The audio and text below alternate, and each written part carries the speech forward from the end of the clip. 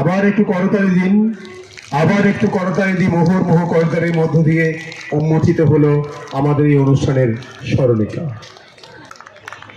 চট্টগ্রাম বিশ্ববিদ্যালয়ের বোটানি ডিপার্টমেন্টের সহযোগী অধ্যাপক, আপনারা জানেন, আমার নতুন করে বলার প্রয়োজন নেই। চট্টগ্রামের মিরসরাইয়ে সরকারহাট নজর আলী রূপজান উচ্চ বিদ্যালয়ে প্রাক্তন ছাত্রছাত্রীদের পুনর্মিলনী অনুষ্ঠিত হয়েছে। শুক্রবার সকালে পুনর্মিলনী উপলক্ষে ঢাকা চট্টগ্রাম মহাসড়কের নিজামপুর এলাকায় একটি বর্ণাঢ্য র্যালি বের করা হয়। পরে বিদ্যালয় মাঠে অনুষ্ঠিত এক আলোচনা সভায় প্রধান অতিথি হিসেবে উপস্থিত ছিলেন ইস্ট ডেল্টা বিশ্ববিদ্যালয়ের সাবেক উপাচার্য প্রফেসর মোহাম্মদ সিকান্দার খান।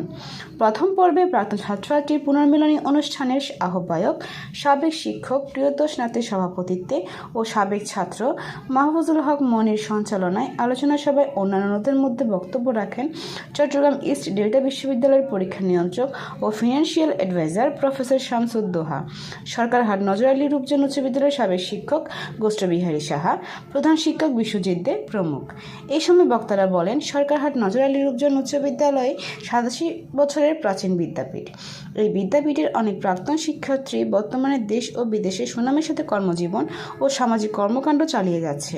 বিদ্যালয়ের একজন গুণী শিক্ষকের সাথে বর্তমান অন্তর্বর্তীকালীন সরকারের প্রধান উপদেষ্টা ডক্টর মোহাম্মদ ইউনূস একাধিকবার এই বিদ্যালয়ে এসেছেন। অনুষ্ঠানে প্রাক্তন শিক্ষক ও কৃতি শিক্ষার্থীদের সম্মাননা দেওয়া হয়।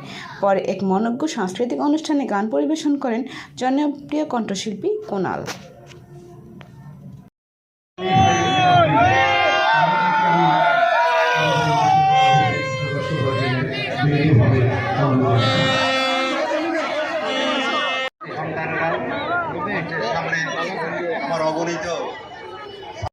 ডক্টর মোহাম্মদ ইউনূসকে এই বিদ্যালয়ে যিনি বারবার এনেছিলেন, তার সুযোগ্য সহধর্মিণী